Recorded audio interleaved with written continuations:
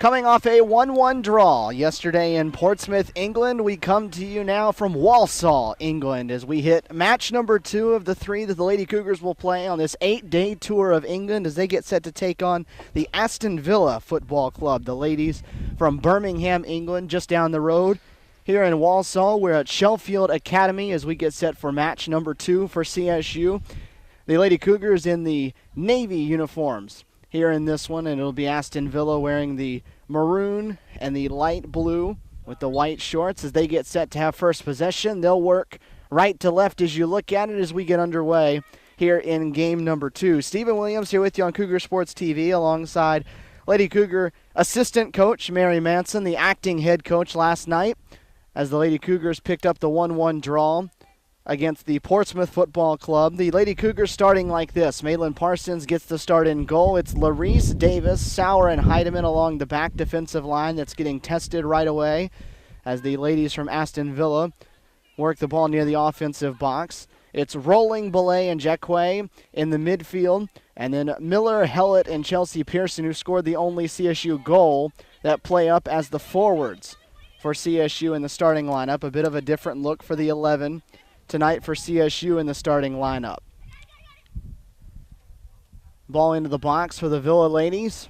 Kicked out of there by Casey Davis. For Aston Villa, they'll go with Chloe Jones, Emma Fallis, and Olivia Ferguson at the forward spots. Alicia Robinson, who will get into a familiar name around Columbus State circles, along with Katie Moran and Maddie Cusick. In the midfield, Erin Vaughn, Haley Crackle, Maisie Baker, and Alicia Endow in the back line. And it's Natalie Courtney in the goal for the ladies of Aston Villa. That one over the end line, and that'll belong to Maylin Parsons on a goal kick. Kyle Stewart acting as the head coach today, one of the assistant coaches for CSU. And Mary, that was something you got to do yesterday. What's going through your mind early at kick, your first time getting to be a head coach? Stephen, well, it was a nerve-wracking experience, but oh so worth it. Coach Shea does a really good job building his coaching staff, growing them as coaches in the collegiate level, and getting to say, check that off my list, getting to say it. I was acting head coach against a professional team in England was a once-in-a-lifetime opportunity.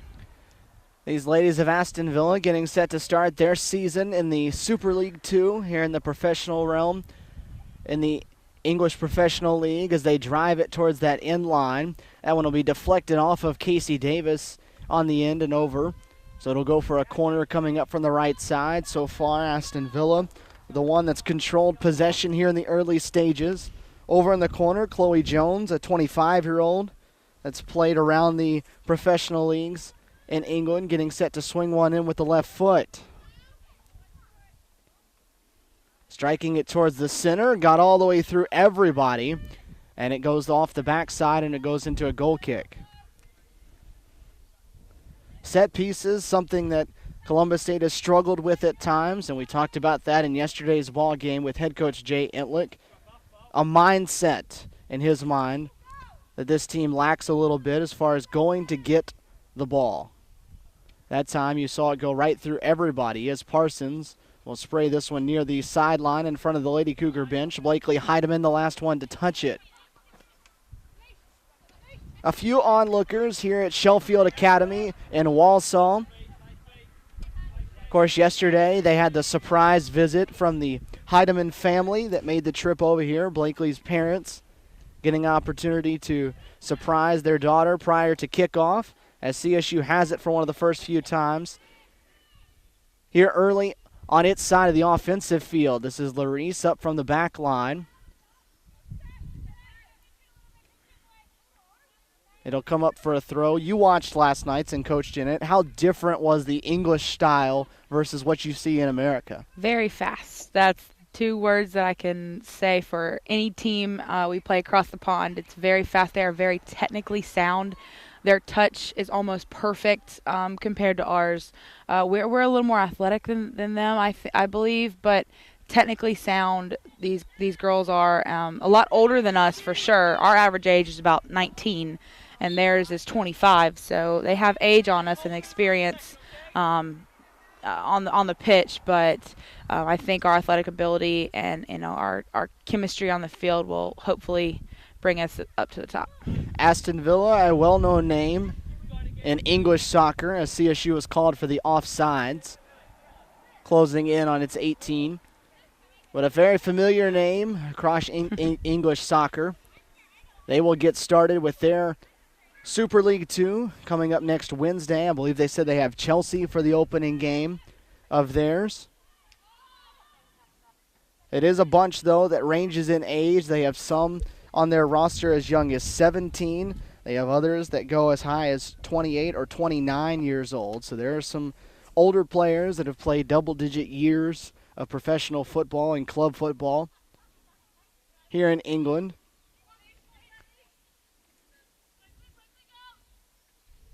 But they have quite a few that aren't with their team today. They have some that are playing with the under-19 English international team as they're competing in the Euro Championships right now.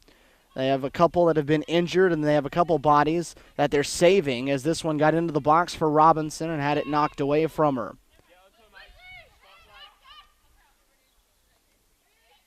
So far you look at it, though, for this Aston Villa bunch, and they're doing a really good job of possessing the ball, and they've been strong in the passing department as well.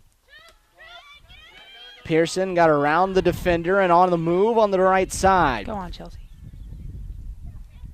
Fighting there with the defender, Vaughn. Cleared to the back of the box and then kicked away. Now the counter, which we watched last night. Portsmouth so good at the counter attack. And now the first shot of this one fired on will go over the crossbar as Follis strung one just high.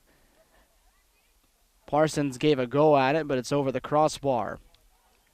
That was something Portsmouth was really good at last night, was they hit quite a few shots from deep outside the box, but very good and difficult ones on net.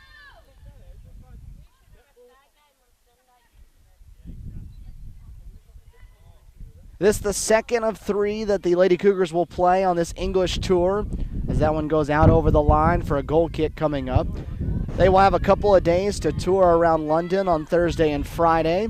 Then they will head to see a English Premier League game with Fulham and Norwich on Saturday, and then on Sunday they'll finish off this English tour with their final game as they'll take on the Lionesses of Millwall.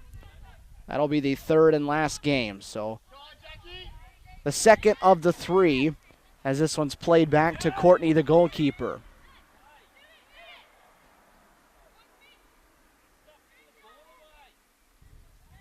Ball got over the head of Larice on a hop. They play on turf here, which allows it to be a little bit quicker. Driving down the right side, it'll go out for a corner again.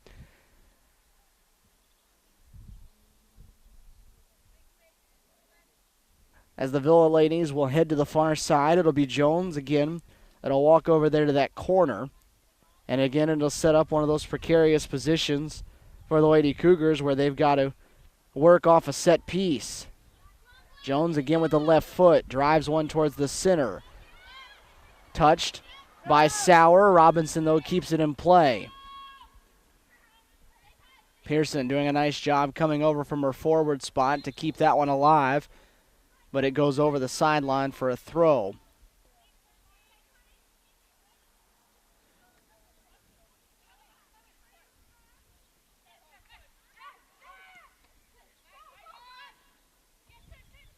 Working in the center, Belay coming over from her midfield spot to play that one. Held it on the deflection, but again, it's Villa doing a very nice job with spacing and passing and controlling possession. Again, they'll hit one towards the net. It's Follis again on the try. So far, though, what do you see, Mary, as far as Aston Villa goes as far as possessing it? They're moving off the ball very, very well. And, excuse me, their touches are almost perfect, like I said earlier. We're doing a good job containing them. We can't let them have a shot from distance because you can see they're able to hit those. So we need to have higher pressure quicker. We know Alicia Robinson from playing against her this fall. Great player, so we just got to shut her down. And I feel like if we shut her down, maybe one of the outside, number 9, Jones, yes. If we shut her down, I feel like we'll take away most of their possession for them. CSU going with a different 11 than they did most of the fall, and a different 11 than you saw yesterday in the Portsmouth game. The substitution rules a little bit different here across the pond than they are back in the United States in the NCAA division. We saw last night they had a rule with no re-entering of subs. Back in college play, they have it to where you can't re-enter in the first half, but you get to re-enter once after coming off in half number 2. How difficult did that make it on you last night trying to do the substitutions? Very difficult. With these girls, we take every game seriously. Coaching staff does, along with the girls do. But I want to make sure these girls get to experience England, get to play against these European teams, professional teams. I want them to love it like we do, and I want them to have the experience. So yesterday, not being able to put girls back on the field was hard because I think some girls deserve more playing time, but we handled it well and came out with a tie, and everybody played hard and played very well for the minutes that they were in. So CSU choosing to change up its starting lineup, and again, the thought process is now you got to save maybe some of those top people so that when you sub off, you're able to sub in maybe some of your betters, and therefore you don't see some of the usual regulars that'll get the starts here in this one for CSU. Chelsea Pearson working on the far side with it towards the corner. It'll be a deep throw coming up for the Lady Cougars, who again have yet to put one towards the net in the shot category. But here's an opportunity for them in the box. Hellett fires one that's deflected. In down there on the deflection defensively, and Jones fouled from behind that time by Casey Davis. As they did yesterday, quickly on the move after a stoppage, rolled all the way towards the line. Sauer did a nice job of keeping that one from ending up as a corner, sprayed it over the sideline, and a throw coming up. That was something you saw, though, a lot yesterday, Mary, was anytime the whistle blew and it was a possession, whether it's a throw or a free kick, the English sides, they worked very, very quick with it. Oh, very quickly. They wanted to catch us off guard. I feel like we should have done a better job at that. They actually scored their goal off of a throw-in, a lack of focus from our girls. But I feel like today their mindset's a little better, so they won't fall asleep on those throw-ins. Is that something you all saw 4 years ago when you were here playing these sides? Are they quick like that as always? Very quick. The men's side usually slower because they want to, boom a ball into the box and get some heads on it to see if they can create a chance. But the girls, they like the ball at their feet. They don't like to chase balls over here with Aston Villa. They like them at their feet, and they want to run at us. They don't like to go over the top with us. That one last touch by the Lady Cougars. Be a goal kick coming up from Natalie Courtney, who's in goal for the English side here in this Wednesday evening. The sun starting to set off to our right in the distance. Another chilly evening here across the pond. Not quite as cold, it doesn't feel like, as it was in Portsmouth yesterday, but we were right on the water yesterday over at the University of Portsmouth as Larice called for the foul that time against Ferguson on the far side of the field. And again, Villa will work quickly with it off the whistle. Although, based on what everyone tells you, if you come over here and you don't get rain, you'll put up with a little bit of cold. Only had to deal with rain on one of the first 3 full days that the Lady Cougars have been here in England. This is Hellett that works back with it, trying to leave it forward for Pearson. Had an opening for a moment. It was deflected by Endow, still loose.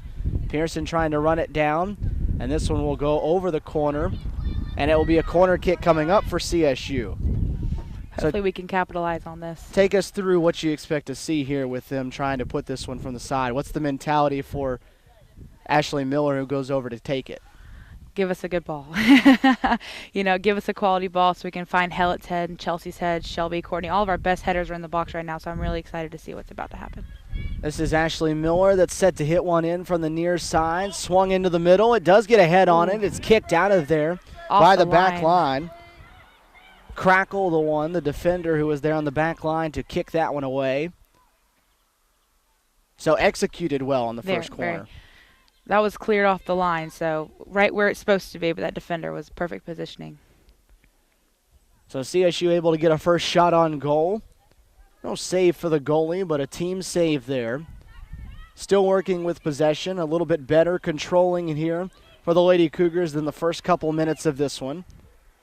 Yesterday, it was the Lady Cougars that struck first about midway through the first half. Chelsea Pearson scoring a fantastic goal on a sliding attempt off a pass from Corcione.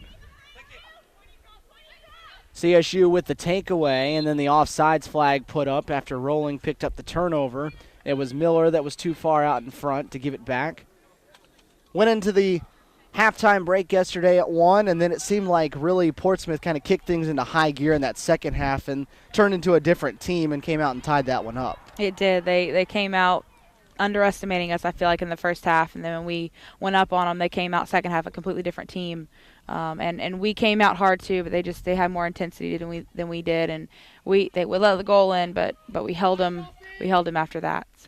Another turnover, another offside's going to be the result of it. Larice was able to take the ball away, but Chelsea Pearson, the one who was a little bit too far out in front that time.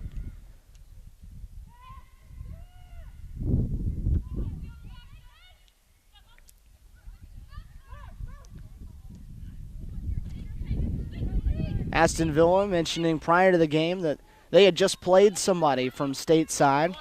As Pearson on the run now, working here against Vaughn, one-on-one, able to make Vaughn miss outside the 18, drops it off to the left. And then Hellett tackled hard. A couple of players hit the ground. Hellett and Crackle both go down, but they'll play on as both players a little slow on that end. Working the other way, though, this is Cusick. Drops it off for Ferguson. Ferguson on the slide and a save on the ground made by Malin Parsons. Now they'll stop play, and they'll come back and they'll check on the player down. I believe that's Haley Crackle. That's down over there on the right side of the field. The training staff taking a look at her, who seems to be in obvious pain. You look at it, though, you come over here, you got a chance to do it as a player, and now you get a chance to do it as a coach. It's a different style of play, something that you're not going to see but 1 week out of every 4 years. How difficult is it to change the way that you play, or do you change the way that you play to adapt to the way they go? My game plan yesterday was play how we play. We come out playing like we play. They have to adjust to us. If we needed to adjust, we made changes accordingly. But I feel like the way we played was just fine.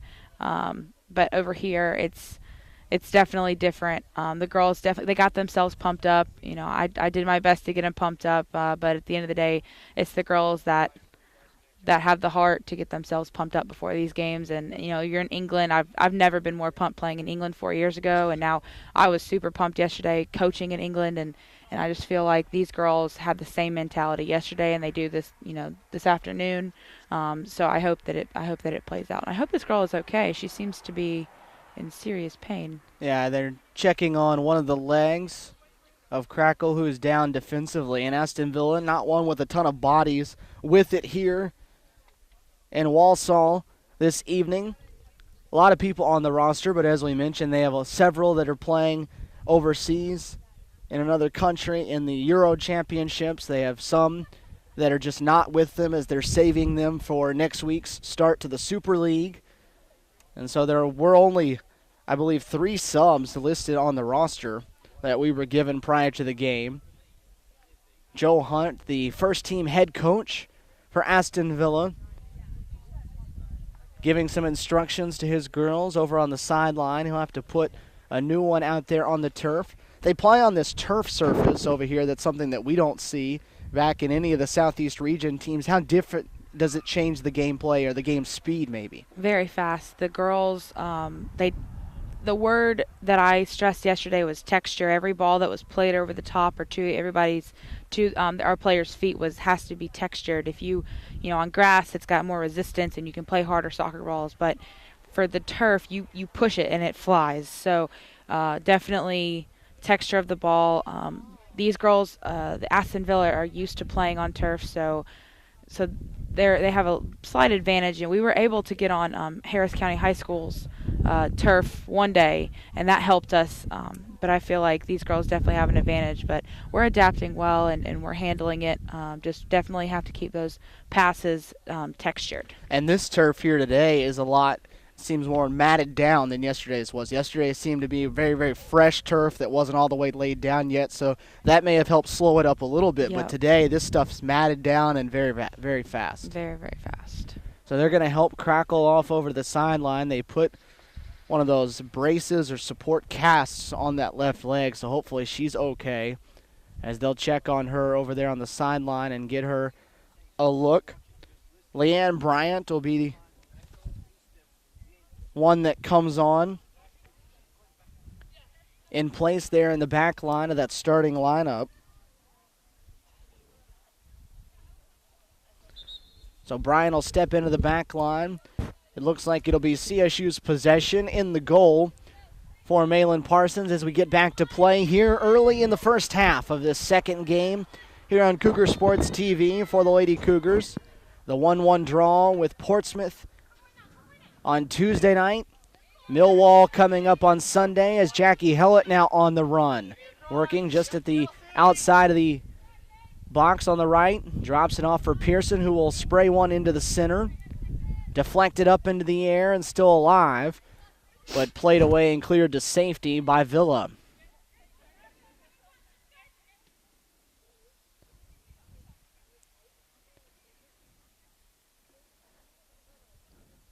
Working it forward down to that right side, Ferguson, who played on the English under-17 international team at one time. Drops it off. Davis stings it away. A shot put on towards the left side of the net. Continued to bend left off the foot of Cusick. And it will go out of bounds that time, but a ball that got loose in the box and a wide open look from the right side.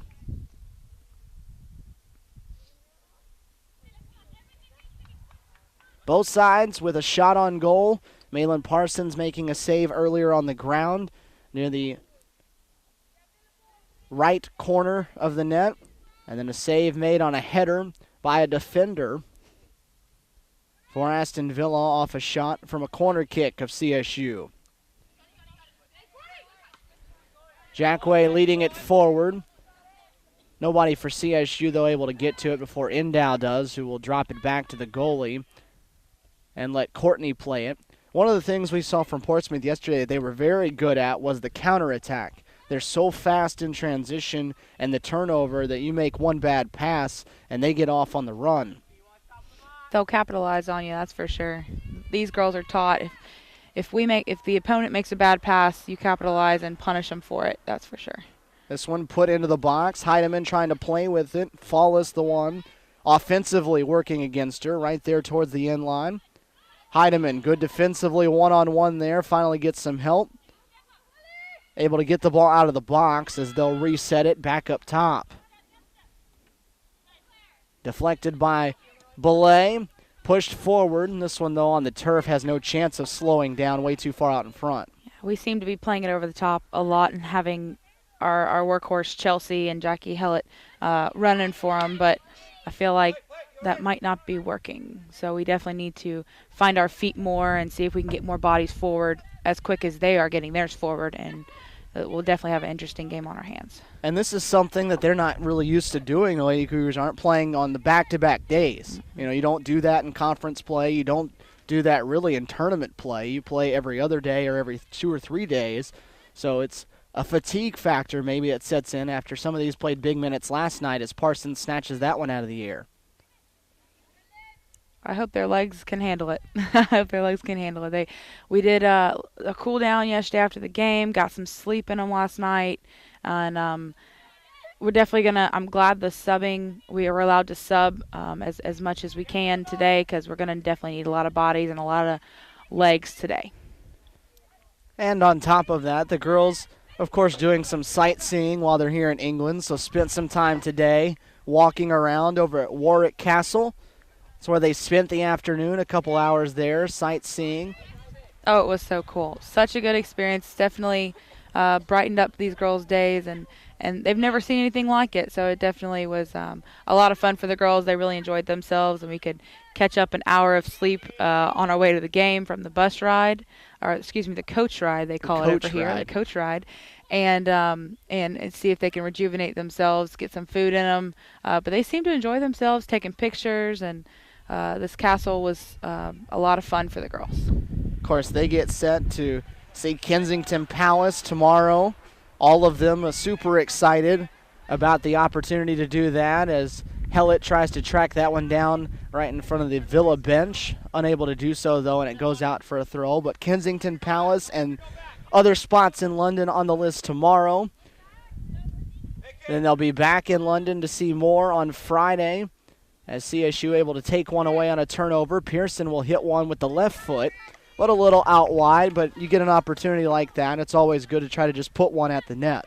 Yep, I feel like this goalkeeper is I feel like she's going to make a mistake with her feet soon, and we need to capitalize on it. We need to challenge her more. I feel like that's going to be where we're going to capitalize today. Chelsea Pearson had the goal last night for CSU as this one runs up the back of Ferguson on the right side. Pearson had the goal in the first half, also had one that hit the crossbar, and then had another one that she tried to hit up over the goalie that was just barely tipped off the fingertips. And you look at it, and she probably very close to having 3 goals in last night's game. Jackway will play this one to the right for Hellett. Drop it off for Heidemann, who tried to, as you said, throw it over the top that time, trying to spray it out forward. It was deflected, though, off the legs of Follis. See, their numbers, they're getting forward a lot more than we are. Our holding mids and our attacking mid, we need to be forward with the ball when the ball is being played, and I feel like we're really struggling with that right now. On the move now, Cusick, the midfielder, an under-19 international player for the English team. And her second year at Villa. Off to the side now. That one got over the head of Jones in the box, trying to head one into the net. Cleared outside the 18, kept alive by Bryant. Finally, they'll clear it away where Pearson will have a chance to touch it to a teammate. So far, still a feeling out process for these two. Larice up from her backline spot. Tries to hit one for Hellett into the box, a little too far out in front. Possession-wise, though, it's been better and continues to get better for CSU than it did starting out this one.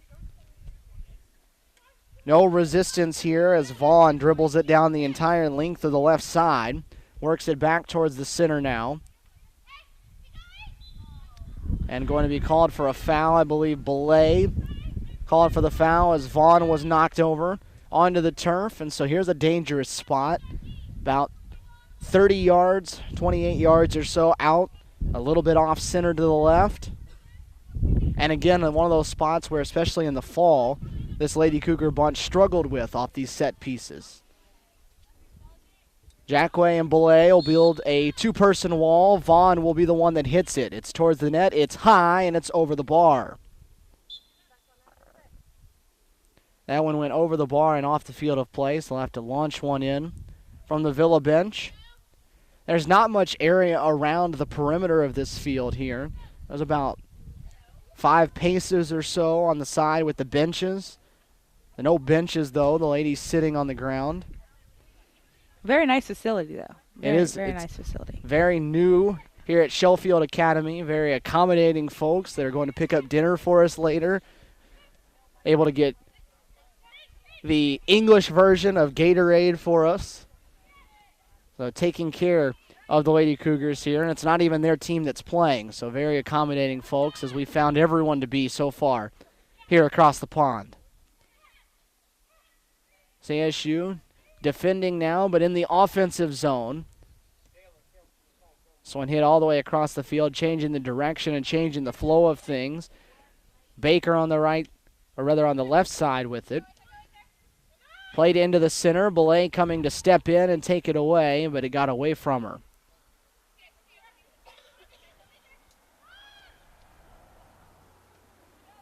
As we mentioned, Aston Villa getting set for its season coming up. The referee getting in the way there and giving an assist for CSU, helping them get possession back. This will be their first year, though, playing in the Women's Super League 2.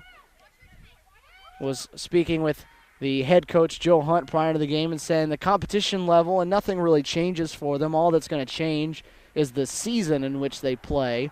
where they're used to playing winter soccer, which I can't imagine over here because it's cold and we're closing in on late spring. But now they'll play more in a summer-type league, which I would imagine is a little more pleasant.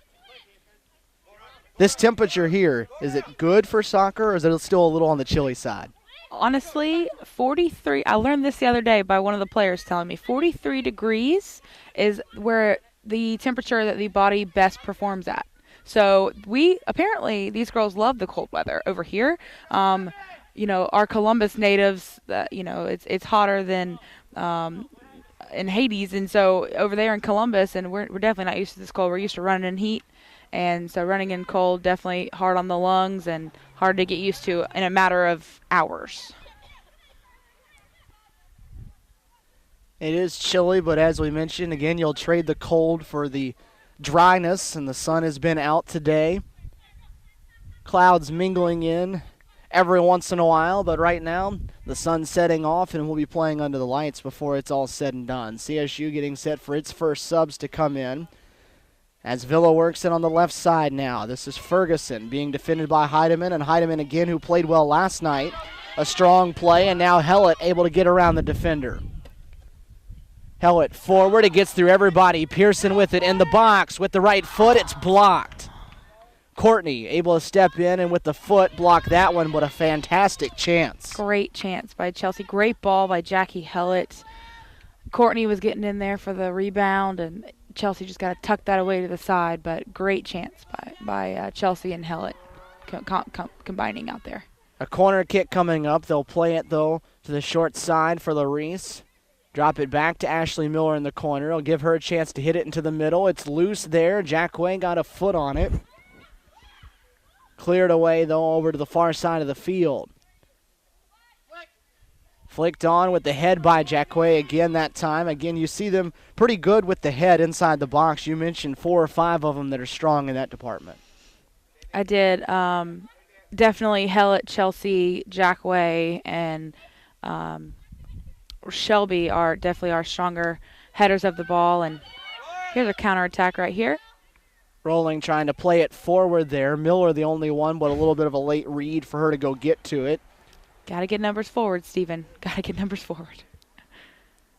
CSU, though, seeming to get acclimated with this Villa style here over the last few minutes and have played very, very strongly of late. 0-0 where we stand midway through this first half. Last night the scoring was low, and so far tonight the scoring low as well. Heidemann again strong defensively, coming up to take that one off the foot of Ferguson. Working backward, though, being pressured by Ferguson, dribbling it back and now turning it over, and it's Ferguson that has it. Off left of the box, it's hit off the foot of Heidemann, and that'll result in a corner. So a tough play there. Ferguson kept the pressure on. Forced Blakely to continue to drive backward with it. And eventually it was played off of her for a corner kick coming up, as it'll be Alicia Robinson, the reigning Peach Belt Conference Player of the Year, which is why she's a familiar name in Columbus State soccer circles. Played the last couple of years at Clayton State University. Familiar foe for the Lady Cougars as this one's headed away, and Ashley Miller will have it and be able to clear it out. But Robinson helped lead Clayton State to a share of the Peach Belt Conference regular season title with this Columbus State team, getting the best of CSU in the regular season, but Columbus State got the final laugh as they eliminated Clayton State from the NCAA tournament. So you can imagine that's a little bit of a motivating factor for her personally, getting to see Columbus State again. That's her senior year, and I would believe she took that one very, very personally. So she's definitely playing well today and showing us she deserves to be on this Aston Villa team, professional team. She's a great player. She needs to be playing over here. She's too good. No wasted talent. No wasted talent there, that's for sure. Jackie Hellett comes off, as does Ashley Miller and Claire Belay. Taylor Marks will slot in the midfield in place of Belay, and it'll be the 3 forwards that usually get the go. That'll be out there in the front for CSU as Nicole Corcione in there on the right side, Kelsey Pelletier out on the left side of the forwards, and Chelsea Pearson working in the center for them. So back to the usual forwards of 3 up top. And the midfield about the same. This is pretty much the lineup that started yesterday, minus Becca Calder, who played at one of the back positions. This one put towards the net. Malin Parsons will come out and make the easy catch on it. I have a chance to punt this one away.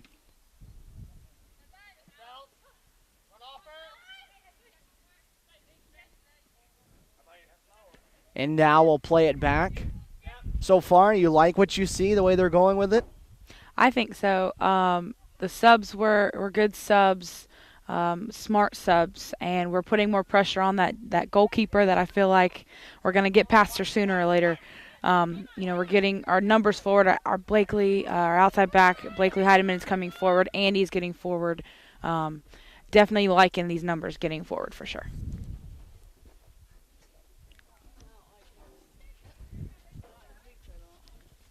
CSU working in a 0-0 ball game here against Aston Villa, playing here at Sheffield Academy in Walsall, England.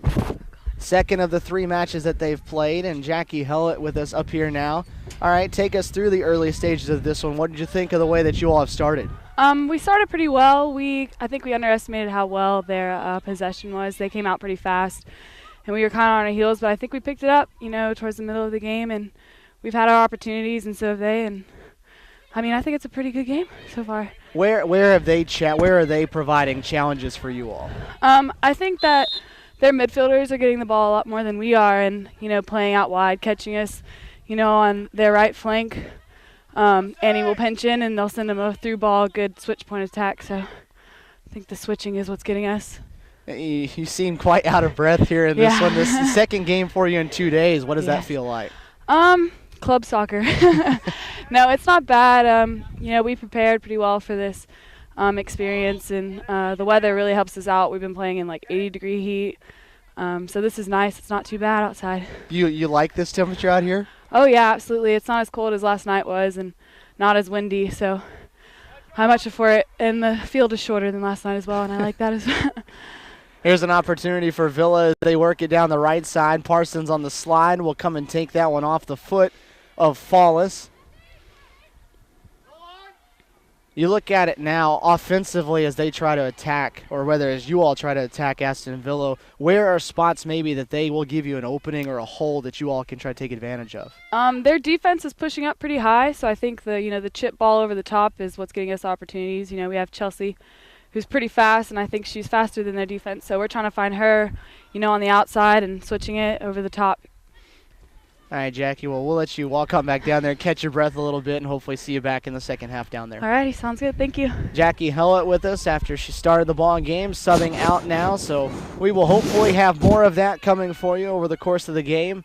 Head coach Jay Entlick, who's working as an assistant down there on the sideline right now for the Lady Cougars, helping us out, sending some players up here, and letting you hear from them in real time here on Cougar Sports TV. This one moved forward by Corcione and hit over the sideline by Endow.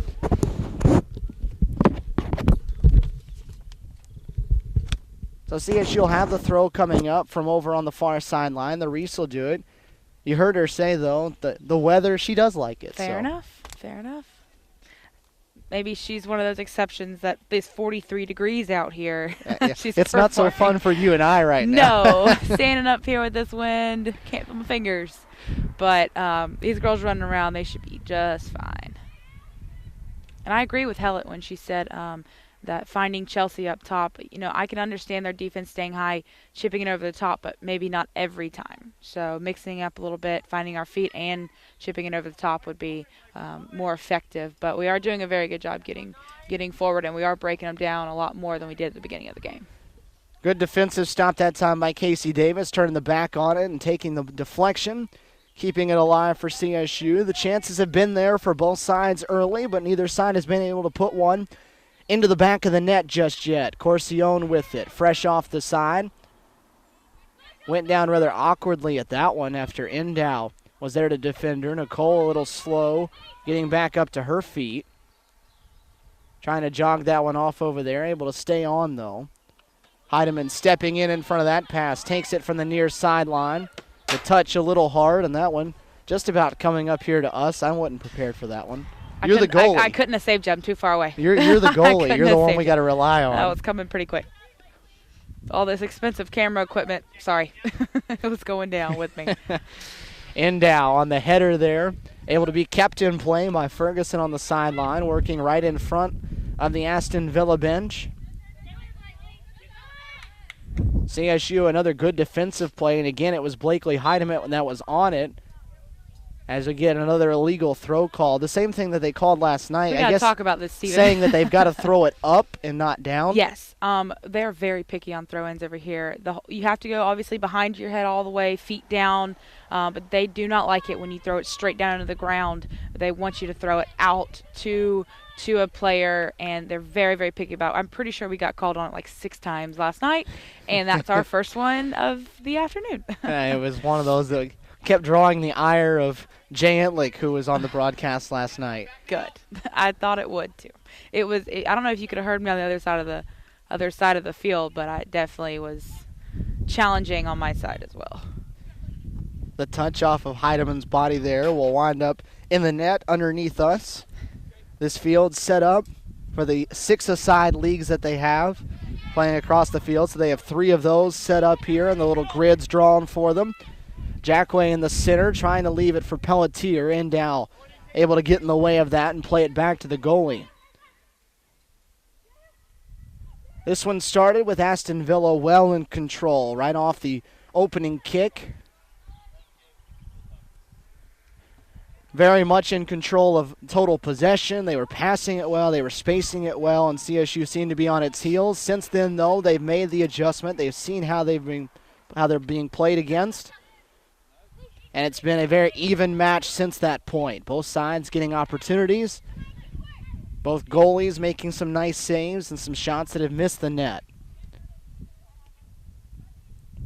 Working here in the first half, Stephen Williams with you on Cougar Sports TV alongside Mary Manson, the Lady Cougar assistant coach.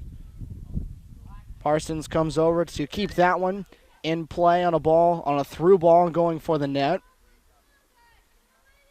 Backline, though, has handled things pretty well so far. Blakely Heidemann has really elevated her play the last couple of days. She's definitely being tested today, and yesterday she was definitely tested. So I was very, very proud of her yesterday when I was acting as head coach, and today she's playing very well. And this number 7, I believe it's Olivia Ferguson. She's definitely giving her a run for her money.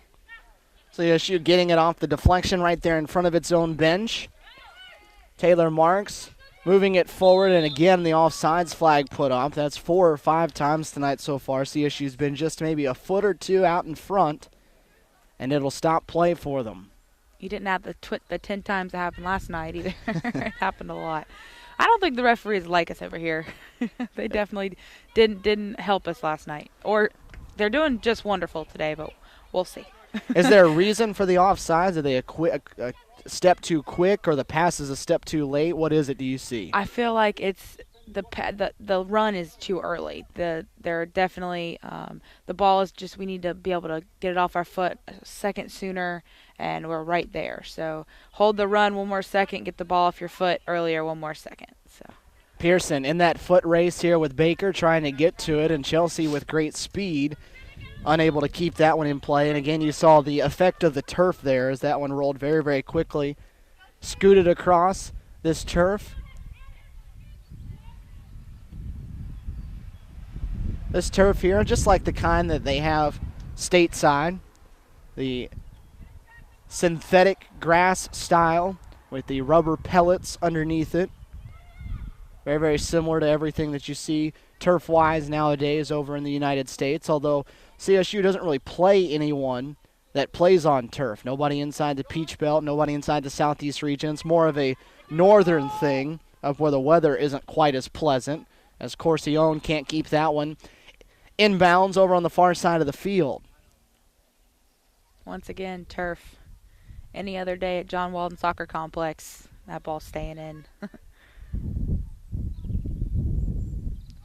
We mentioned the fatigue maybe playing a factor in the second of 2 days for CSU, but Aston Villa doesn't have a whole lot of subs, so the fatigue can kick in for them as well, especially if they're down a player who's still sitting over there on that sideline wearing the brace on her leg. So that means they only have 2 coming off the bench, so it's not as if they may not be fatigued when this full 90 minutes is done as well. 0-0, still no scoreboard here, so that means no clock for us. So just kind of guess and estimate where we're at this point. Pelletier trying to play it through to Pearson. Had it deflected away. Didn't quite hit it crisp to split the defenders. Coming to the near side below us. Ferguson with it. Back on the clock, Steven, I'm pretty sure we have roughly about 5 minutes. 5 minutes left.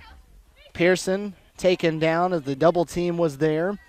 Chelsea able to hop back up and put some pressure on it there. And now Pelletier has it one-on-one, working with Hindow in the center. Drops it off for Pearson, who is, you guessed it, offsides. Offsides. And with that, we didn't have 5 minutes left. We had hit 5 halftime seconds. just like that. So they will head to the halftime break, 0-0. Quickly, summarize what you think of half number 1 so far and how it went. Definitely, they had possession at the beginning. We picked it up towards the end. I feel like we created more 1v1 chances with their defense and pretty evenly matched so far. Their possession is excellent, no question about it. But once again, our athleticism and our defense is holding us strong. And I'm going to go with our athleticism and our, our finishing abilities. They have to be cleaner, and we got to be careful of those offsides because those refs are super, super picky about it. But other than that, I think that we can make adjustments accordingly.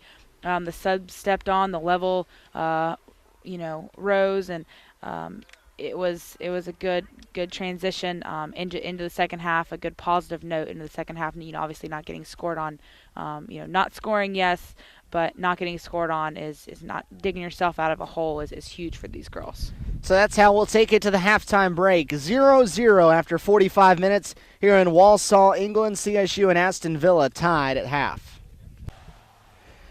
Getting set for the second half here from Walsall, England, across the pond here on Cougar Sports TV. Lady Cougars Soccer brought to you here from England on this English tour for the CSU Lady Soccer team, or as it's referred to over here, the Lady Football team.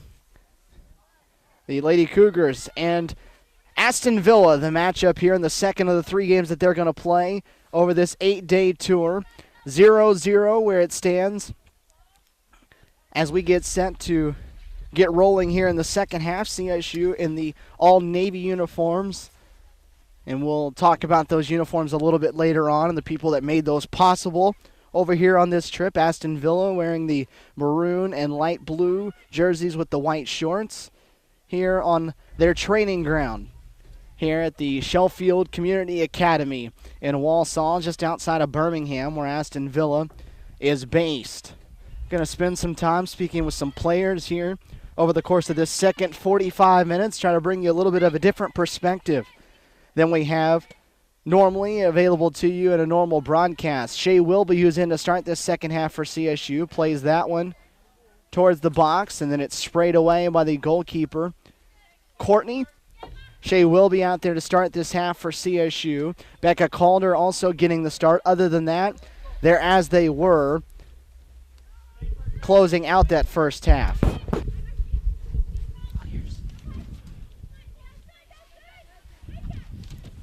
CSU working with it defensively. Up with us now, though, from Aston Villa, Sherry McHugh. And Sherry, we're glad that you're up here with us.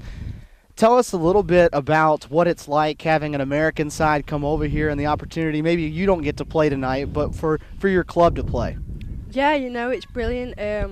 We had another American side over with us the other week. Great experience, bring different challenges for the team to play against. So, yeah, should be good. We see the differences when we look at the English sides compared to what American soccer looks like. What do you see as the differences between when the American sides come over here? I think the Americans always look to me much fitter than the English side. So, yeah, look a lot much fitter, yeah. And you work in a game like this where you don't have a lot of subs. Does that make it difficult for maybe this group when there's only 12, 13 girls that can play? Yeah, I think tiredness starts to set in, especially in the second half. So we'll see how we get on. That one banged off the post that time by CSU off the right side, just nearly putting the first one on. All right, look at the first half. What did you think of the way that your all's club played? I don't think we were up to much in the first half. I think Joe had a few words at half time and just told us where we needed to tidy up. But yeah, hopefully the second half we can play a little bit better than we did. What are some of those areas that you see that need to get a little bit better? I think just keeping the ball, just the basics like movement off the ball. Oh, is that a penalty?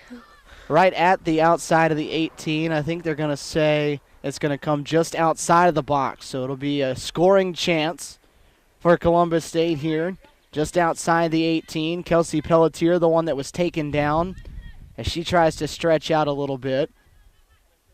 Already watched one player go down for Aston Villa. And this one as Shelby Rowling gets set to try to fire one at the net. The four-person wall right in the center of the box in front of Rowling. This ball literally just outside of that 18-yard line. Rowling had it blocked. Vaughn able to step in and take that one off the backside and keep it away. So before we went to that, you were saying possession and what other spots? Yeah, that was it mainly. Just keeping the ball. I think usually we're one-on-one here for Pearson with the goalkeeper Courtney, and Chelsea Pearson into the left side of the net has scored both of the goals for the Columbus State side in this three-game tour that they are on. Scored the only goal for them last night, and Pearson able to get the first one here, and that time it just seemed like the Villa side thought that there was an offsides call coming up, and Pearson was able to get through. Yeah, caught off guard, I think, there again. I think we need to switch on a little bit more at the minute. We'll see how the rest of the game goes. You all are getting ready for your Super League games starting up next Wednesday. Give us kind of an outlook of what you all look like for the upcoming season. Yeah, we've had a few pre-season games, tough games for against Super League 1 sides. We haven't pulled bad results off against them at all. We're all grafting hard in training, so hopefully this season will lead to success. Well, Sherry, we were glad you got a chance to spend some few minutes up here. We thank you for that, and we'll let you get back on down to your Brilliant. team. Thank you. Sherry McHugh, one of the members of this Aston Villa Football Club, as we try to give you a little bit different perspective, a little different side of things here on this Cougar Sports TV broadcast from England. Chelsea Pearson making this a 1-0 ball game as they try to add on now. Pearson on the receiving end of that one, but it was stepped away. Mary, you got a chance to see that play happen. It just seemed like the Villa side kind of fell asleep a little bit, and it was just one-on-one for Chelsea. Yeah, they were hoping that offsides flag was on. And here goes Pearson again into the center for Corsione, and nearly an own goal put in by the defender that time, as the ball didn't get all the way over to Nicole on the left side of the net. It was deflected out on the slide by Vaughn, and a corner kick coming up. But the offense in this second half, very, very strong at the moment for CSU. Taylor Marks goes to the near side corner to swing this one in. They started to look at it short, but Villa was there to recover for it. The kick goes over the top of everybody and will roll to the back side of the box. Rolling, trying to earn another corner, and that's what's going to happen, as they're going to say the goalkeeper Courtney couldn't keep that one in play before it went over the line, and therefore it'll come up for a corner kick again from the other side for CSU. Are you seeing adjustments from the Lady Cougars in the second half that's resulting in this? The intensity and getting numbers forward is definitely improved. We've shot our attacking mid very high to put more pressure on their defense, catch them off guard. That defense definitely wanted that offsides flag to go up, and unfortunately it was definitely in our favor. Corsione hopping in, trying to get that one. It was deflected out, and another corner coming up. That one off of a Villa defender. So another ball coming in from the Villa sideline. Will head to that corner where Taylor Marks will have a chance to hit her third here in the last few minutes. Columbus State with the 1-0 lead. They held a 1-0 lead. And last night's game against Portsmouth and gave up a second half goal. This one inside the box, deflected away by Endow. Hit backward as Pelletier tries to track it down outside the box. Being played well. That time defensively, and now we've got a couple of players that collided. Pearson there, along with the goalkeeper, Courtney. Looked like maybe banged legs, banged knees or something in there, and it was Courtney that definitely caught the worst end of that one as she's a little slow hopping up. Our referee, who is a rather large man out there in the center, an intimidating presence. Let's just say his head almost touches the crossbar. Looks over at the sideline to the training staff for Aston Villa, gives them a thumbs up and says, hold off, don't come out here. So Natalie Courtney seems to be just fine over there on the bench. Carly Davies out there defensively as a sub here to start this second half for Aston Villa. So Joe Hunt able to work some of his few reserves that he does have in. Davies rather working as a forward, not as a defender.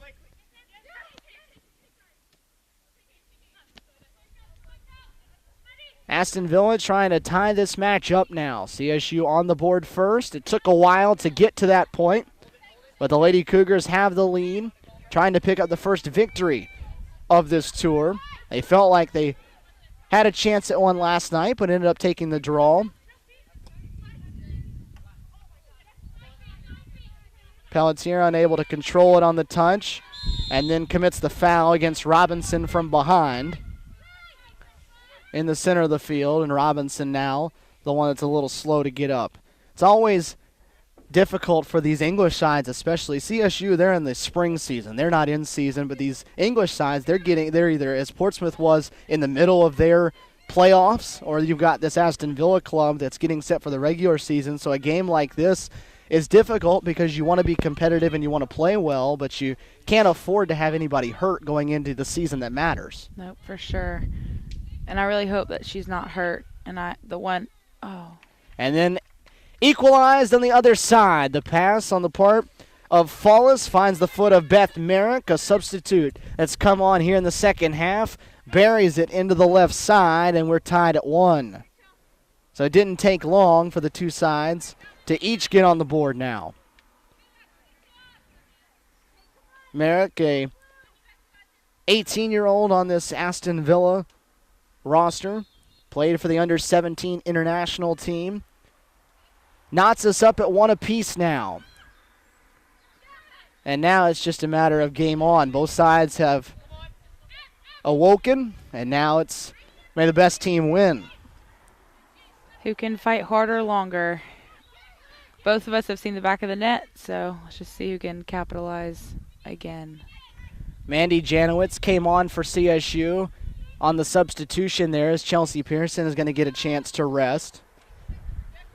Pearson had played the entire duration of this one at the forward spot so far. Tough to do when you run as much as she does, especially in a game like this one where they've thrown the ball out in front of her so many times. So Janowitz in at a forward spot along with Corsione and Pelletier in the middle. Going to the left, it goes over the head of Calder. And to that far side, and it's Merrick with it into the center, headed away by Davis. Kept alive in the middle, and then Shelby rolling out to clear it out of the box. 1-1, both teams on the board early in this second half. The second of the 3 friendlies that CSU will play, all of which we'll have for you here on Cougar Sports TV. Glad to have the opportunity to do this. It's a once in every 4-year opportunity for the program, a once in a lifetime opportunity for these girls, but also for everybody that gets to come on this trip, I guess except for you, who gets to do it twice. I snuck my way in there. Don't worry about it. CSU will keep possession right at midfield as Shelby rolling with the long throw. Gets through the entire back line. Janowitz trying to track it down, and they're going to say couldn't keep it before it went over the line.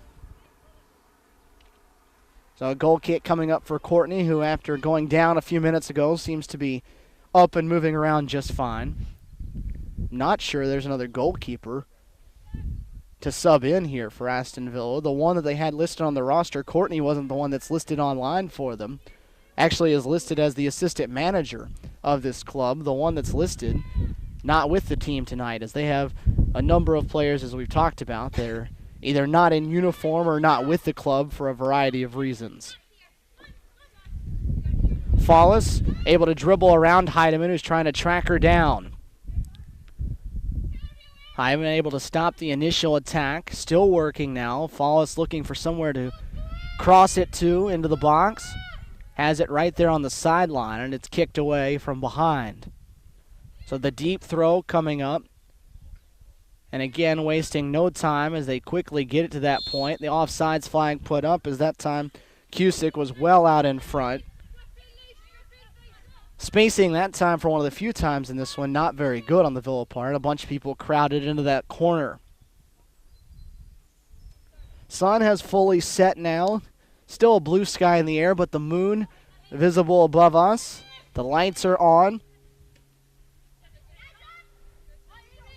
Rolling, fighting for it there near midfield. Working it forward. The offsides flag up as Janowitz well out in front that time. The lighting situation, though, a little bit different here in England than it is stateside. And you don't have the lights that project out towards the center of the field. Does it make it difficult? You played goalie. Does it make it difficult if the center of the field isn't quite as well lit? I'm more worried about the 18-yard box, but definitely the lights towards the edges are helpful for a goalkeeper. But in the middle of the field, if you don't have your contacts in, you're not going to be able to see that ball unless it's pearly white, that's for sure. This one, Follis dribbling into the center. The pass deflected outside the box by Sauer. Some weird spin on it. Allowed Heidemann to get to it as it was overrun.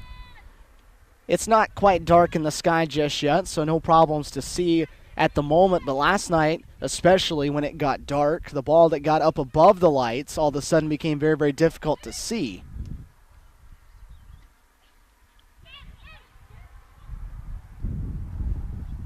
Follis right there on that line that helps set up the grid for one of the three fields that work side to side here at Sheffield Academy. Now working in the opposite direction. Vaughn trying to change direction of the defense, working off to the left, but Becca Calder able to get ahead on it and drop it off out of bounds on the left side.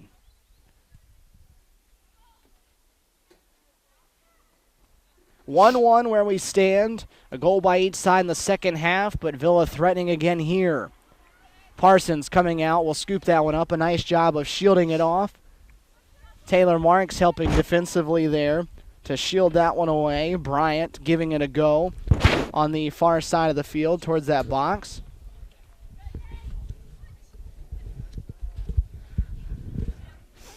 Played forward as they work in the midfield. It's Chelsea Pearson that's up here with us now, and you were able to get goal number one in this one. Kind of walk us through what happened in that play. Well, the ball popped through midfield, and our midfielders did a great job of holding on to it and controlling it, and then playing a ball out wide, which I was able to get on the end of, and really just slowed it down a little bit and waited for the keeper to make a move, and then made a decision and went with it, and thankfully it found its way in the back of the net. One of the things that we've talked about and people have told us so far about the English sides is that these defensive back lines, they play really high and give you an opportunity to get out and sprint. It wears you down, I'm sure, but how different is that for you, and how does it change up the style of play? Well, two parts to that. The first is, as you would have seen in the first half, I got caught off sides a number of times, and it's that they step up so quickly that unless you're really got your head on the swivel, you don't see it, and then by the time the ball's played, they've already trapped you. But the other part to that is if you're good at holding your runs and maintaining that onside position, you do have the opportunity, like you were saying, to get in behind if the ball is timed right and the run's timed right. So, if you're paying attention, it's great. If you're not, then they're really going to get you. How difficult is it, this is the first chance that you get to come over here and play like this. How difficult is it in a matter of a week's span to completely change the mindset of how you play back home? It's really difficult, but as Jay talks all the time, championship teams, the best teams are always good at adapting and changing their style of play to win ball games, and that's something that we try to implement in the fall, and of course in the spring as well, and it's great to have the opportunity to do it here, abroad and under such awesome circumstances. It's really just great prep for our fall season, to be honest. Parsons able to come out and scoop that one up as they're trying to send one into the box. The offensive player on the receiving end, but a little too far out in front of her. Offsides flag again come up there. Pelletier the one a little bit, and you saw them step up right there. Yep, right there. As you look at it, you're one that has to do a lot of the sprinting to go after the balls up top. The second time you've played in 2 days, you all don't do that when you play in the collegiate season. So what's the fitness level like for you at the moment? Well, I'm definitely kind of at that mindset. It's like, well, it would be nice to be a little bit fitter right now.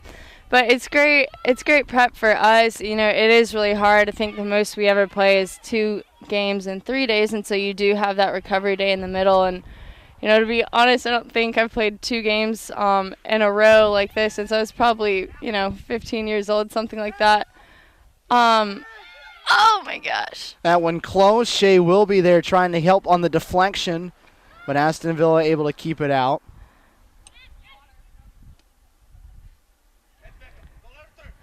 And this cold weather, does it help you or does it hurt? Yeah, we were just talking about on the sideline, actually. It's nice. The air feels really clear and crisp. It's easy to breathe, but, after you make so many 75-yard sprints in a row, it doesn't matter how nice the air is. It's still difficult. All right, well, Chelsea, we appreciate you walking up here. We'll let you walk on back down there and try to stay warm. All right, thanks, Steven. 1-1 where we stand. Chelsea able to put the first goal into the net for CSU in this one. Aston Villa able to get it right back, though, as Beth Merrick tied the match up at 1, and that's where we stand here midway through this second half. CSU getting several good opportunities so far, and here comes another one, except for the fact that offsides flag comes up again. And it's just that mindset. It's difficult because, as Chelsea said, they're doing the stepping up, and you're generally not looking for that to happen because it doesn't happen in the United States. No, they're very, very smart over here. We're just used to run and play us the ball at the right time, but these girls can recognize that, and their center backs have enough communication and enough skill to get all 4 of them up at one time to catch us offsides, and those refs sure do love those flags, so hopefully we can keep them down for a little longer. It's just a little bit of the craftiness of the English sides. Here I goes believe so. Janowitz trying to retrieve this one out of the air. Able to get it off the touch. Has it. Trying to center it up. There's no one there, though, except for Aston Villa in the way. Shelby rolling just outside the 18 will fire one that's blocked by Vaughn. Fires another with the left, and it's high and wide off to the right. But offensively, it's been so much better, it seems like, in the second half. They've had opportunity after opportunity after opportunity. That is true. We capitalized early with Chelsea, and our momentum was there. We just have to keep it up for the remainder of the half, and we let them come back in it, but we can't let them get another one. We have to find a way to hit our net instead, and I feel like it's going to come for us. We just have to keep communicating and making sure we're staying with our marks and making sure we're winning every ball in the air, which we're doing a great job of so far. Just continuing to capitalize on their bad touches too. Here's Corcione in the box after a turnover with the left foot, and there's a second goal for CSU. Corcione picks up the turnover, beats the defender, and puts one into the center of the net. What I say about those bad touches, Steven? Capitalizing on those bad touches. Right on cue. Perfect. Corcione off the turnover, puts one into the net. It's a 2-1 lead. Now for the Lady Cougars. Now, though, is a moment where Jay Entlick told us last night he calls his Big Five, that 5-minute stretch where you just give up, or you get one, and then you have a tendency to kind of lax off and you give up one. Yes, sir, Steven. For 4 years that I played for Coach Jay Entlick, the Big Five was a phrase that he said a lot. Whenever the Big Five moments, I don't know if he described them. And they're going to get another one off of it. Corcione wins away another battle, and it's Kelsey Pelletier on the receiving end that finishes one off. So how about that for a Big Five moment? Like I was about to say, a Big Five moment is the first 5 minutes after a goal is scored, after we score or they score. First 5 minutes, start of the game, last 5 minutes of the first half, first 5 of the second half and last 5 of the second half. You do not want to get scored on in those first 5 minutes of all those times that I had said, because that's a lack of focus, and championships are won, I think, in the first 5 and last 5 of every half and after every goal is being scored. So definitely some focus we had there to pop in another one, so we're not going to not as much pressure, I think, on the girls. I know obviously they're going to keep going and keep trucking through the game and try to get another one, but I prefer a 3-1 lead over a 2-1 lead any day. 3-1 where it stands now. Back-to-back CSU goals very quickly here in a short span. Here at Sheffield Academy, Nicole Corcion getting one and then helping share on one as she picked up the assist on the goal by Pelletier, which means that it's the forwards for CSU that have gotten it done for them. Their 3 usual starting forwards, each netting one so far in this ball game to give them a 3-1 advantage. Calder stinging one forward, and Janowitz well offside that time. She loves that. That was about 20 yards offside. Yeah. That one maybe wasn't quite just the center back stepping up. That was just getting a little lost on the field. Come on, Janowitz. But you like the aggressiveness. She Yes. was ready to go. Yes. She was ready to Hey, turn if you're and not fly. cheating, you're not trying, right? This is Janowitz with it now, trying to play it forward. Pelletier in a sprint after this one. Bryant was the first one to the ball, though. CSU winning a lot of the races at the moment to the 50-50 balls. As a foul coming up from behind as Sauer won the race to that one. The foul goes against Chloe Jones there inside the center circle, and CSU going to go with a little bit of a quick hit towards the net that time, and it's headed over the end, so they change up there, go after the English style, and they're going to earn a corner kick out of it. I like the attempt, and it's worked well for us, catching them off guard, and we're playing at our rhythm and making them adjust. So that's awesome. I'm very proud of the girls right now and the coaching staff down there with Kyle Stewart acting as head coach. She's doing a great job, and Coach Radaj Tanaskovic, assistant coach for the day, is doing a great job getting these girls up, and the rhythm definitely changed momentum in our favor. After the corner, it's headed out of the box. Calder will come up from her defensive back spot and keep it in play and keep it in CSU's possession. Indow there on the end line, fighting with Janowitz for it. And they're going to say it was Janowitz that touched it last, and so a goal kick coming up for the Aston Villa side that all of a sudden has to scramble a little bit because you find yourself down 2 goals with about 25 minutes or so to go in this ball game. Now there's a lot of scrambling that has to be done by the Villa ladies. Tempers get higher, too, I believe. Every time a foul is committed, they definitely tempers get higher, and getting the referee's attention gets a little more dramatic, I think, when a team is down. Well, we talked about it last night on the air also. You have these English sides, then they don't want the Americans to come over and beat them at their game, and they're on their turf. And that's one of the things you saw last night with Portsmouth. You know, they fell behind, and all of a sudden it seemed to spark something inside of them, and they came back with a fury. They called us the Yanks, and they did not want any Yanks beating them last night, that's for sure. Of course, it's all in good spirit. Of course. Once everything is all done, as Robinson tries to cross one, that will end up in a corner off a deflection. The two sides last night after the game getting a chance to share some food and some laughs, some dance moves shared between the two sides as well. It was rather interesting. Happening for about an hour after the game. The two sides, though, getting a chance to interact. And it'll be like that when this one's over with. These two will get a chance to talk after the game as the corner is headed away for a goal kick coming up after Aston Villa, the last one to touch it. And that's the cool part about this trip, and you talked about it last night. It's the bonds and the sharing that you get to do with some of these players that play the same thing just in a completely different country. Yep. It's love of football, or they call it football, love of soccer in the States is same anywhere else. Obviously, it's a lot bigger over here. This is their main sport, their most popular sport over here. Ours, female soccer, is not huge in the United States as big as we think it should be.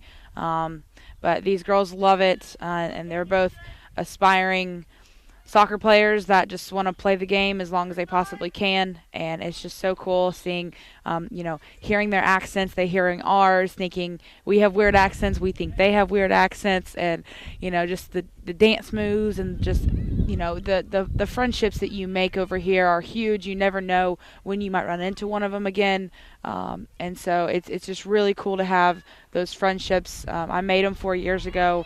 And I still have them to this day, and I'm just so happy that these girls have the same opportunity that I had 4 years ago.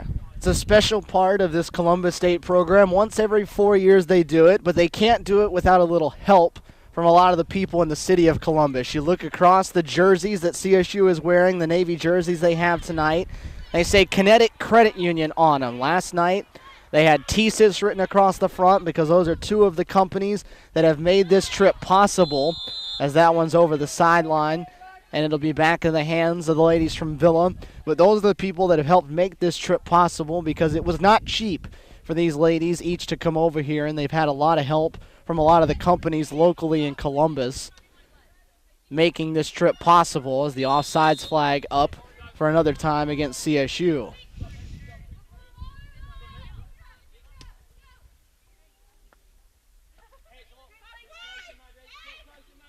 We've caught them scrambling, Stephen.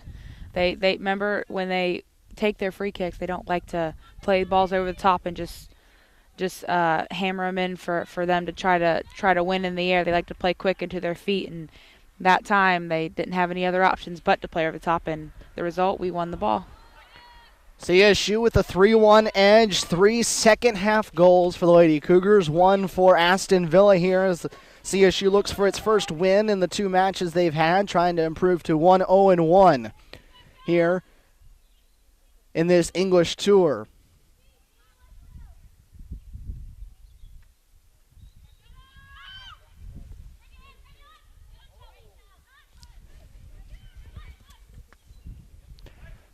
Offsides flag coming up again, as that one was rather close, but Pelletier and Janowitz both there at the edge of the line.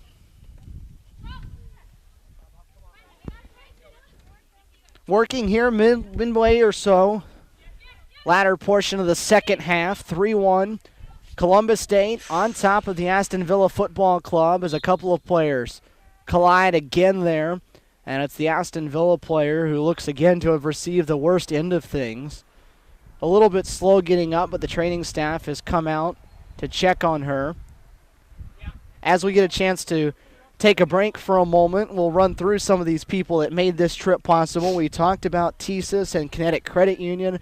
Of course, BMW, who's written on the side of the jackets that some of the Lady Cougars are sporting while they're here. Country's Barbecue, along with Buffalo Wild Wings, Paragon Insurance, Moe's Southwest Grill, Eurosport, Dr. Tim Mescon, the CSU president, helping personally make this trip possible for these ladies, and seeing them off on Wednesday a week ago today, when they had their team meeting out there at the Walden Soccer Complex. Of course, Aramark Food Services has helped out, along with the Tony Link Foundation, and the Center for International Education has been very, very helpful, provided a lot of scholarship money for all of these girls that was crucial in helping them get over here to this point. And, of course, a big thanks to Mr. Spencer, who the Spencer House in Oxford, England, where the ladies are staying, is named after, a piece of land and a property that he provided the money for Columbus State University to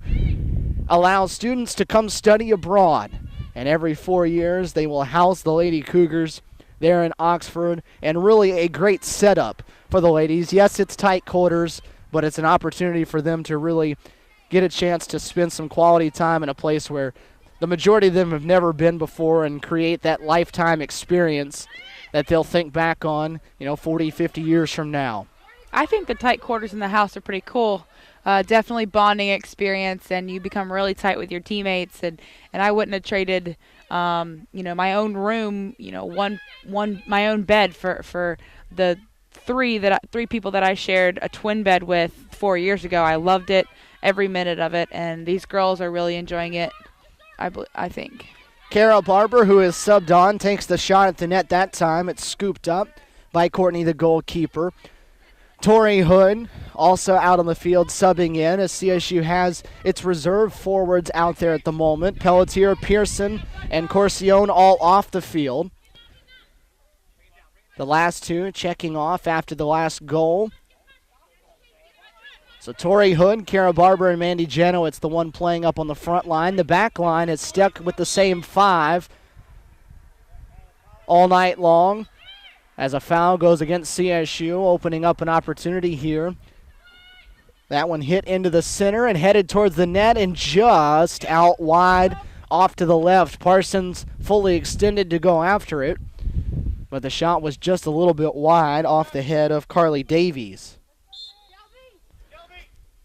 Brittany McNair will come on and sub in for the first time on the evening. Shelby Rowling will get to take the rest of the night off. 3-1 the score, and a chance for CSU to try to get everybody else that hasn't played so far in this one into the ball game.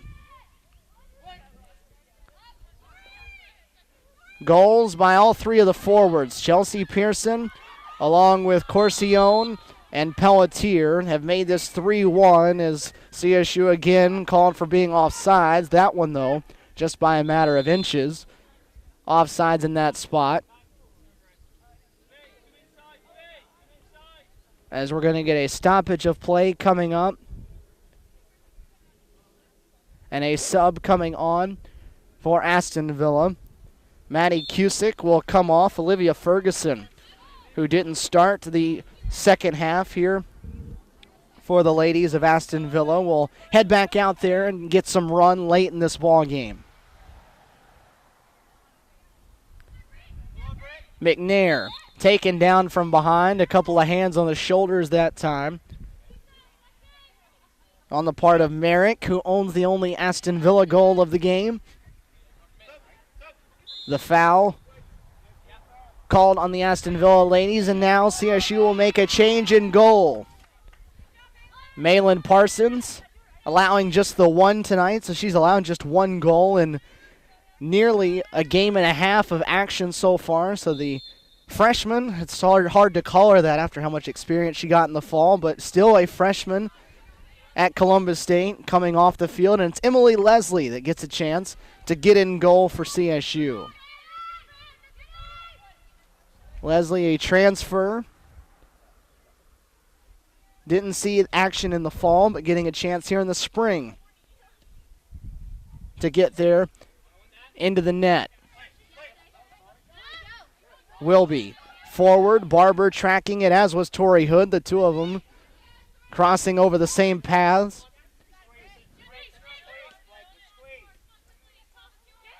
Again, it's fast and furious now for Aston Villa the rest of the way, trailing by 2 goals late in the second half. That pass well too hard from Fallis out in front of Bryant that time, so it'll come up for a throw, and Aston Villa, of course, will keep the pressure on. They're going to continue to move more and more up that field because they've got to find a way to make up 2 goals here in a matter of just a few minutes.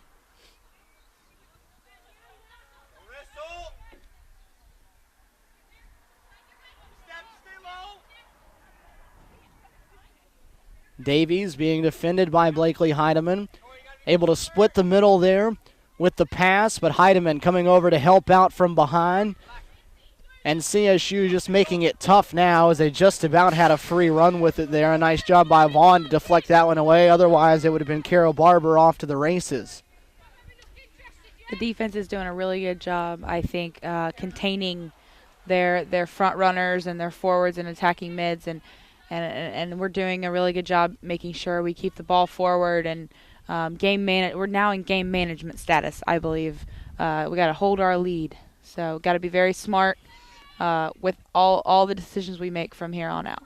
CSU earning a corner there off a mishandled ball by the Aston Villa side, so they'll get a corner as Taylor Marks will come to the near side and get a chance to swing it in. It's been a good night so far for Columbus State. Now they have just a matter of minutes to try to finish this one off to pick up the victory over one of the English sides out of the Super League 2.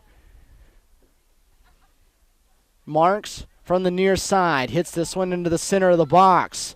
Gets through several people there. And a goal kick coming up. Seemed like that one, though, had an opportunity for someone to get on the receiving end of.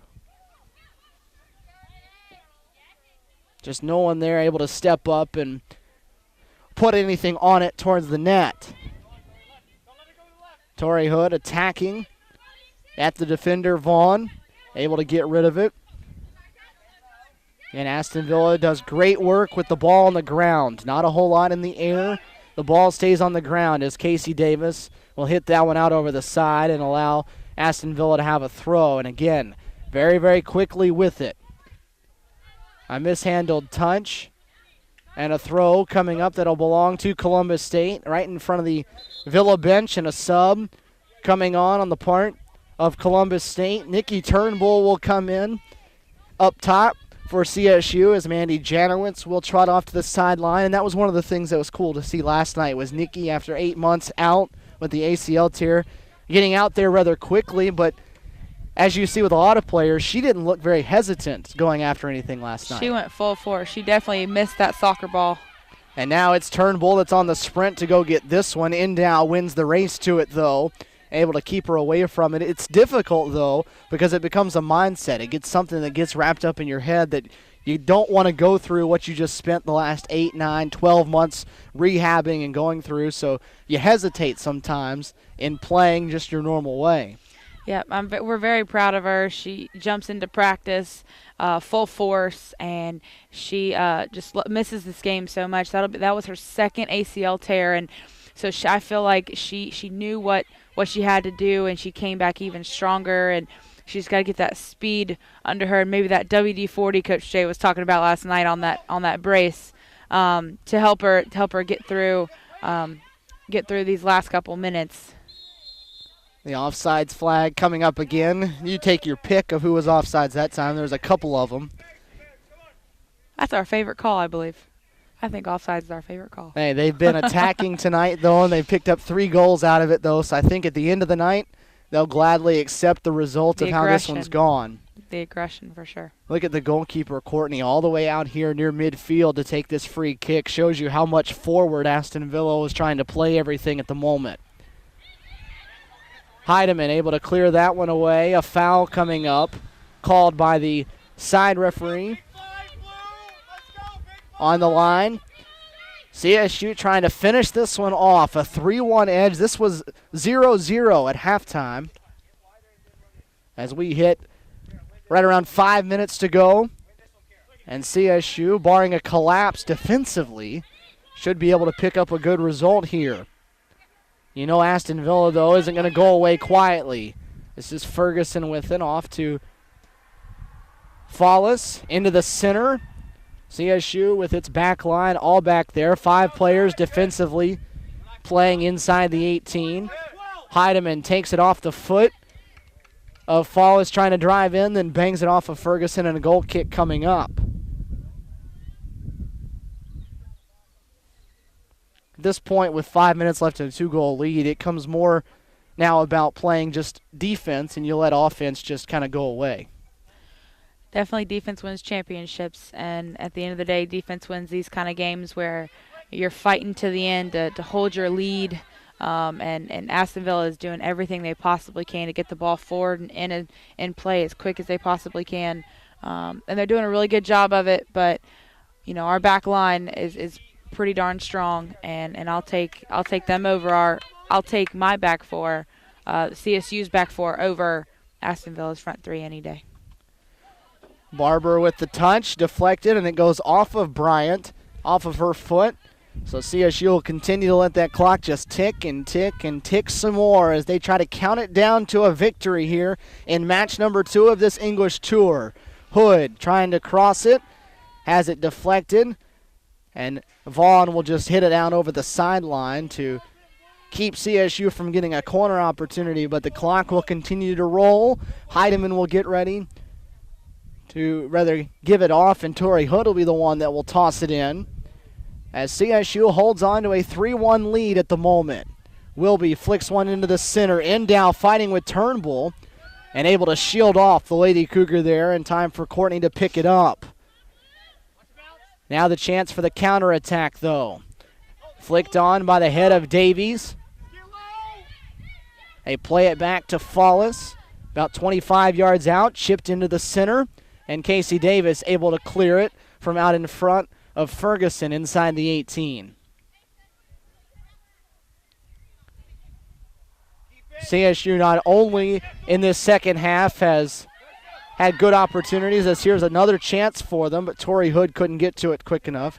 They've had a lot of offensive opportunities, but the defense has also stepped up. They allowed the one goal, but the chances have been few and far between for Aston Villa here in the second 45 minutes of this match, and it's turned into a good run for CSU. The adjustments were made that needed to be at the half, and it looks like it'll turn out well as Kara Barber is just going to shield and let some clock run over there in that corner. Torrey Hood now driving inside the box, trying to center it up, but there's nobody there on that side of the net to help finish it. A good look, just nobody home.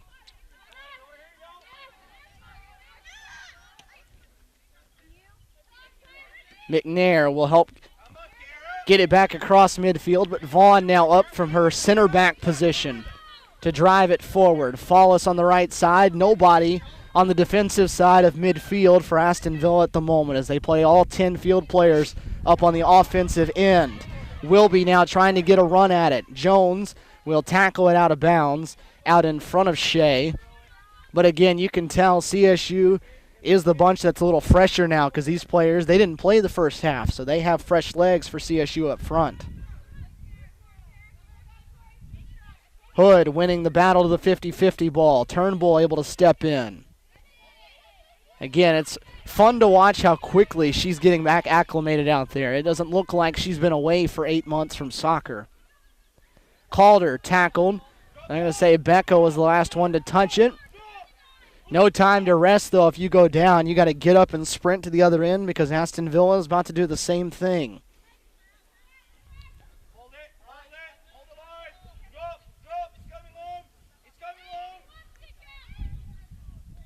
3-1 here on Cougar Sports TV. The Lady Cougars looking to be on their way to a victory in match number 2 here on this English trip for them. And that whistle right there will signify a 3-1 victory in favor of the Lady Cougars as they take down the Aston Villa Football Club here in Walsall, England on this Wednesday night. And it seemed like really in the second half they made some adjustments, and as you said, the intensity seemed better offensively, and that turned into a really good offensive half. It did, and seeing that ball go in the back of our net and finding our rhythm definitely was huge for us. That definitely was a great game, and Aston Villa played brilliant. We played brilliant, but at the end of the day, like I said before, I think our athleticism and our chemistry on the field, and just us being so pumped being over here and wanting to come over here and not just play these girls but beat these teams was definitely the defining factor at the end of the day. So 3-1 the score. It was 0-0 at half. Chelsea Pearson netted one to put the Lady Cougars in front. It was evened up by a goal by Beth Merrick, and from there CSU's forwards took over. Nicole Corcione getting one, Kelsey Pelletier getting one off a pass from Corcione, and 3-1 your final here in game number 2. They will have a couple of days to be tourists around the city of London and other places in England, and then they will hit the pitch again on Sunday in Millwall. They'll take on the Millwall Lionesses in the third and final match of this English tour for them. So, partner, your first experience with this, it was fun. So much fun. I really appreciate you having me up here. Definitely colder up here, but so worth it. And the view of the field was beautiful, and just you're really good at your job, Stephen, and keeping everybody comfortable in interviews, and we did a really good job today. The girls did great. Coaching staff, head coach Kyle Stewart, assistant coach Radaj Tanaskovic, Jay Entlick on the sidelines with them, and Coach Haley Brown, our athletic trainer, did a great job keeping these girls' legs prepared and taped up and iced up and ready to go for today. So. And with that, we will sign off here on this Wednesday evening from Walsall, England. For everyone at Cougar Sports TV and Columbus State University and the Columbus State Athletic Department, for my partner Mary Manson and everyone else that helped us here on the broadcast tonight, Stephen Williams saying so long from Walsall, England.